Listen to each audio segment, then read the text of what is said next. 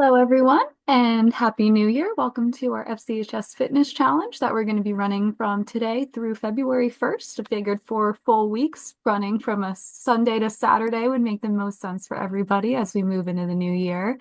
So I hope you all enjoyed your holiday season and are doing good with those resolutions so far, if we've all made those big goals for this year. I wanted to put together this little fitness challenge for you guys, especially for those of you who've been watching my weekly videos, just to kind of have that accountability as we move throughout the month of January. A lot of times we can add some new things in, or we can kind of create these really big goals, and it's hard to kind of stick with them.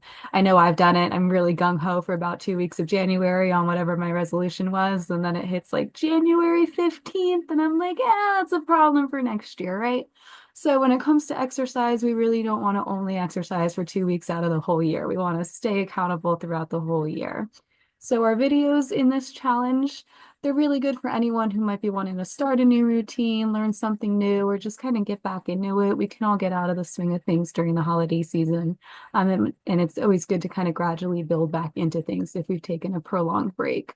So it's good for all of those things. We're going to vary in our difficulty level. You always have the option to make things harder or easier. Those of you who watched my weekly videos probably know that already. But the main point of this for the daily videos is kind of to help you guys stay on track and kind of put in recovery efforts in between harder workouts. So we kind of design the program in a way where you're getting the rest you need along with the challenge that you need. And I'm going to kind of talk about why that's important today. So in this little video, I just kind of put together more tips on how we can kind of sustain our goals over a long period of time. What are some achievable fitness resolutions we can set? So that's really going to be the topic of today. We'll get into more of the physical aspect of our workouts tomorrow, but this will be one little tips and tricks video that hopefully you guys can take with you as we move throughout the next 4 weeks or so here. All right, so those of us at Somerset County FCHS hope you like all these videos that we do throughout the next month, and we wish you luck in our challenge. Remember that you have the option to fill out a survey for us after each video, just kind of talking about what you liked from the video, what you got from it, any suggestions for improvements. And if you fill those out for us, we love our surveys and our evaluations. We will put you in for a raffle, and we're going to raffle off little fitness prizes to help you guys maintain your fitness throughout the year, throughout this challenge. All right, so my first tip for our achievable fitness resolutions is to number one, find an activity you enjoy. Okay, so if you do my videos or if you do this month of videos, you're going to be exposed to a lot of different types of activity, a lot of different workout styles. You may love it, you may hate it, right? We're all different people. We all like different things. There's no one right way to exercise, all right? My way of exercising might not work for you. And that's okay. You don't have to do it 100% like anybody else.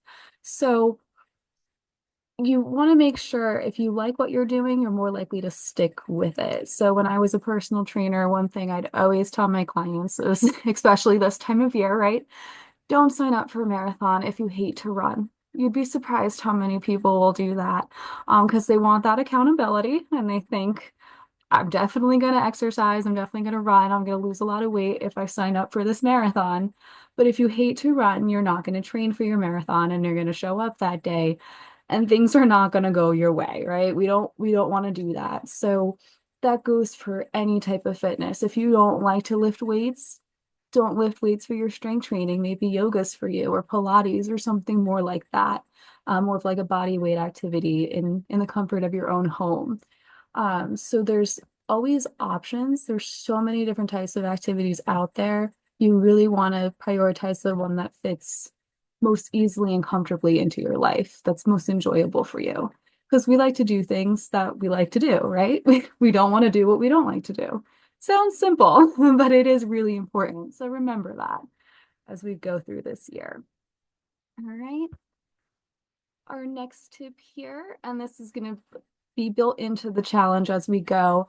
We want to gradually increase your level and intensity of physical activity. So I know a lot of times when we start a new exercise program, we're really excited about it, whatever it is, because it's new and it's different. And the website said we'd lose a bunch of weight on it, or we tone up our arms, and we've been trying to tone this tricep up for years, whatever the motivation is. And a lot of times, and again, this is something I tended to see a lot when I worked in the gym, people start a new program, they do it every day, they work as hard as they can, sometimes for hours on end, they're really, really consistent, but then they start to fall into that cycle of I hurt when I exercise and exercise makes me hurt because they're not giving their bodies the recovery that it needs.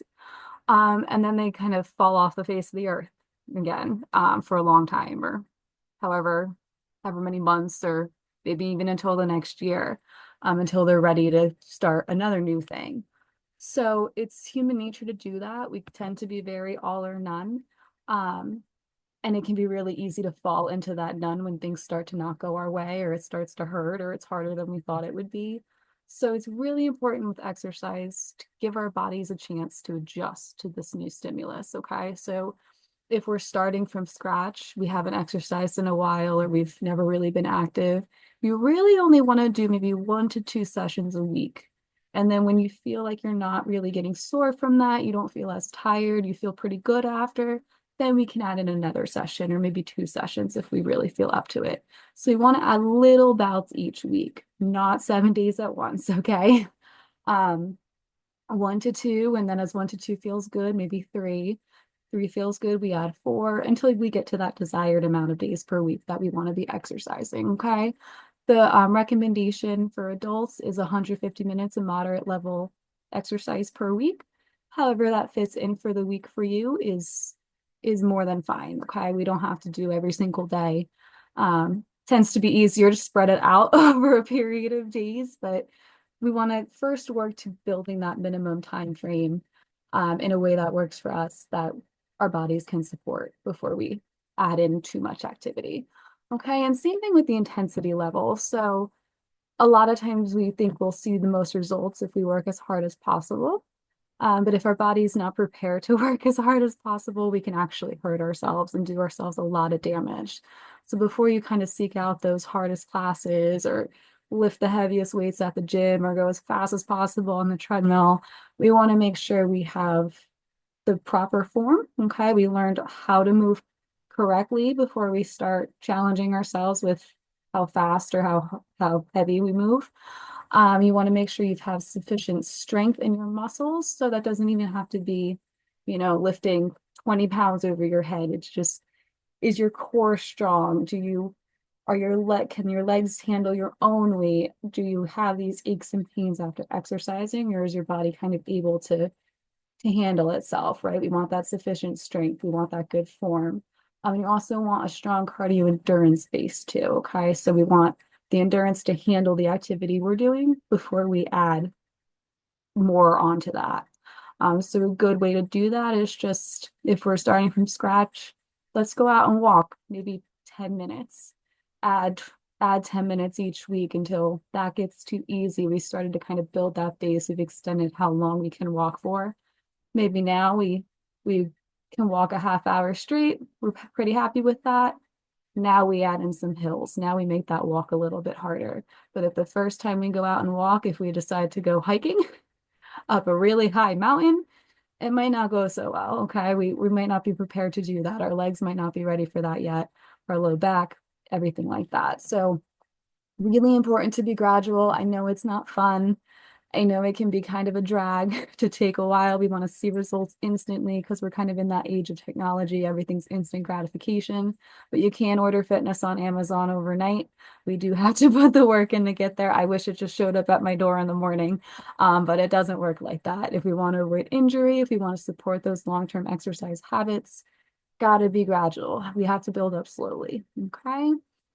And the next tip I have, and I'm really passionate on this one too, is that pain isn't always gain. I know that was a big thing in high school. The pain is gain and all of that. If you're not in pain, you're not working hard enough. And that also isn't true. We can also do a lot of damage to ourselves if we're constantly trying to fight through pain and work harder even after our bodies are begging us to stop. So as you participate in an exercise program, if you're brand new, even if it's something new, you've challenged yourself with the higher intensity level, a heavier weight, or just maybe a new way of moving, or if you're returning after a period of time, you might notice some soreness, all right? And that's normal. Normally begins within hours to two, sometimes even 3 days, 2 to 3 days after that kind of effort. Um, That'll resolve on its own with proper recovery. Okay, so with rest, with a lighter workout, with maybe no workout to kind of give our bodies that chance to repair. Good nutrition helps you speed up that recovery process. Good hydration, sleeping, very important to sleep to build up our muscles. Um, if we do all of those things, we're usually fine within a few days. Sometimes moving helps us feel better when we're sore, okay? If we do like a stretching workout or a light walk, because it kind of helps loosen up those muscles, work out some of that lactic acid, some of that stiffness. But when we're in pain, a lot of times it comes on suddenly. We can usually pinpoint, oh, that wasn't, that didn't go so well. It might be like a sharp pain or a burning. That can turn into something bigger if we don't immediately take care of it. So if you're exercising and you find that the pain or even soreness, if you find something's inhibiting your range of motion, if you have to change the way you're moving to accommodate that pain, just stop what you're doing. Okay, take the rest of the day off, find an activity that doesn't hurt. But don't try to push through that because you can really hurt yourself if you do.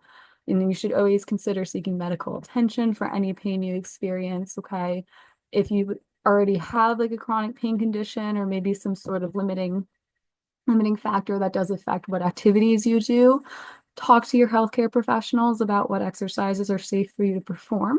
Okay, and sometimes modifications are a good option too. We're going to talk about that on the next slide, but they'll be the best source of information on kind of what to avoid, how to manage your pain, but still get your activity in. Because sometimes activity can help with a lot of those pain conditions, but we don't want to make them worse. Okay, we don't want to trigger them if we can avoid it.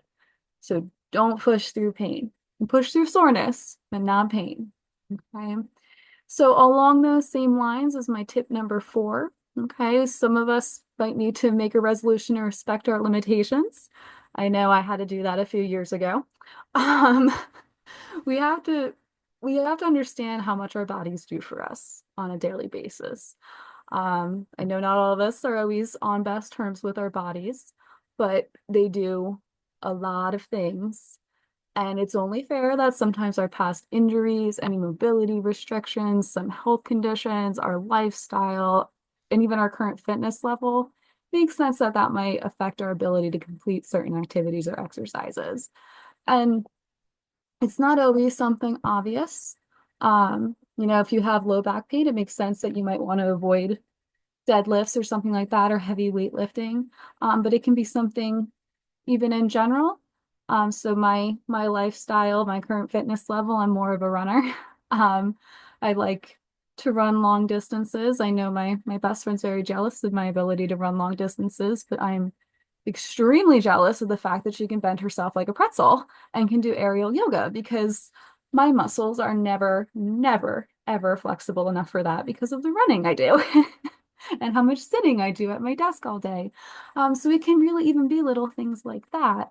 And I use that example of the running versus the yoga because my friend and I have two very different types of fitness that we do. But they work for us, right? So her body can't handle the long, repetitive nature of running. That doesn't work for her joints. My joints don't like to bend like a pretzel, but we're both fit in our own respective ways. We both do activity that we enjoy. Looks very different from each other. She's over there bending into pretzels from the ceiling in her aerial yoga class, and I'm running in the woods. Um, but we still make it work. We still get that activity in.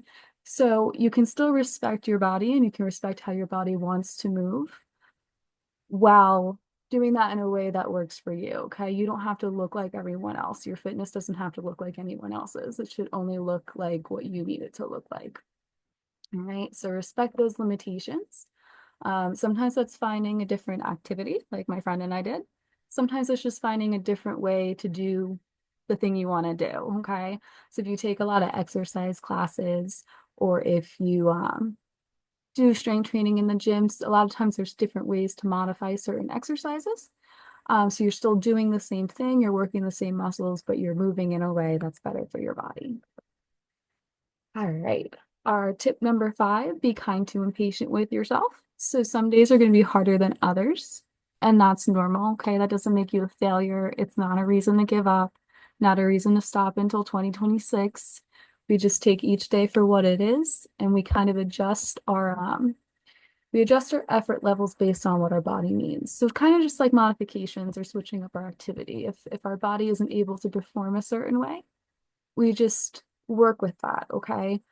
That forgiveness, that care we give ourselves are going to work wonders for your motivation in the long run because it kind of comes back to that finding something we enjoy. If we're always forcing ourselves to work harder or expend beyond what we have in our capacities that day, exercise is going to be something we dread. We're not going to enjoy it, and we're going to stop doing it.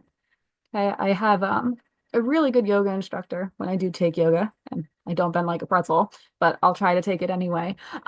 She always says they call it yoga practice, not perfection. All right. And she says that every time a pose doesn't go the way we planned it to, which for me is a lot, obviously, as you've heard about in the last couple slides here.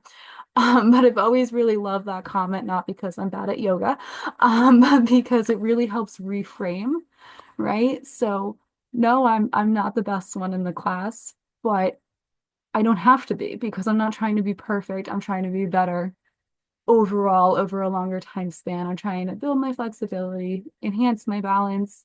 I'm practicing, right? That's why I'm there in that class to get better at those things. So I don't have to be 100% all the time. It's really good for any exercise endeavor to think of it that way. At the end of the day, we're just trying to progress towards our health goals. And we need the good workouts to do that. We also need the bad ones to do that, right? The bad ones make us stronger. And then the good ones also make us stronger. There's no way to lose with that, right? So be kind to and patient with yourself. All right. The second to last one here, number six, before you skip a planned workout, I always tell people this. If you're really tired, you really don't want to exercise, you had something on the calendar though, just try to do 5 minutes of it. It doesn't even have to be the same thing. Okay. If I have a run scheduled and I'm at work all day and I get out and the last thing I want to do is run, I tell myself I'm just going to walk for 5 minutes. And a lot of times, if you start some kind of activity, it's that whole Newton's laws of motion, right? Objects at rest will stay at rest, while objects in motion will stay in motion.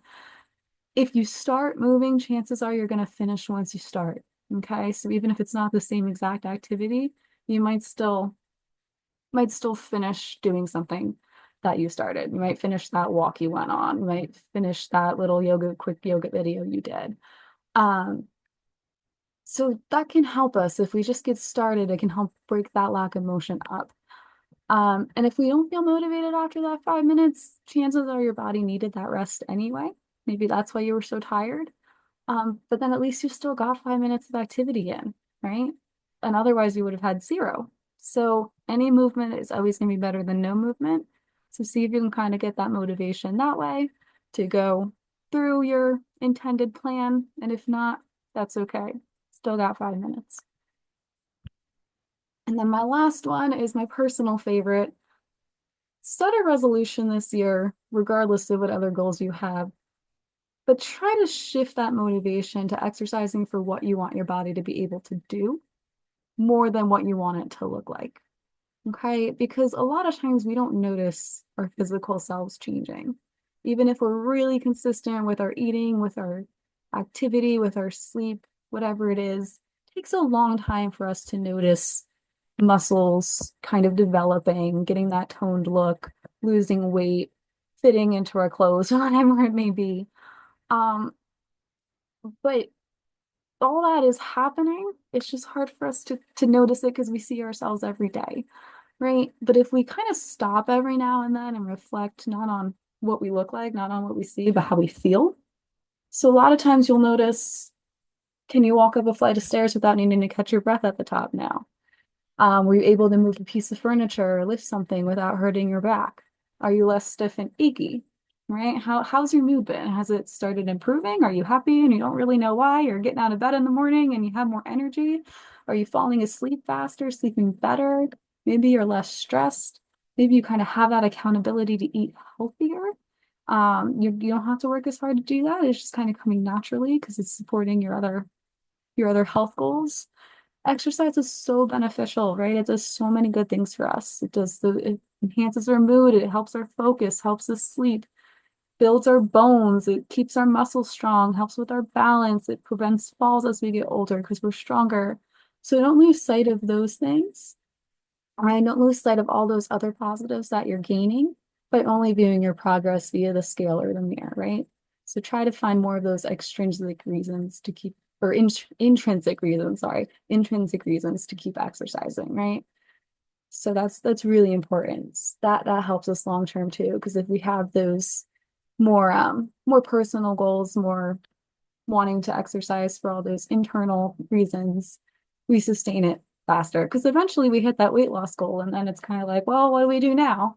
But if we're exercising because we want to be strong, we want to lift boxes without hurting ourselves, whatever it may be, we're more likely to stick with it because that's kind of a reward that keeps on giving.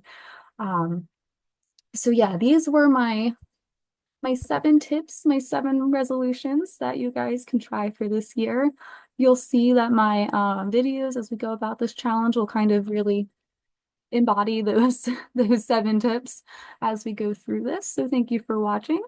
And we're going to get started tomorrow. We're going to ease in more with a stretching activity, and then we'll build in some intensity throughout the week. So look forward to seeing you all, and I hope you enjoy the challenge and good luck.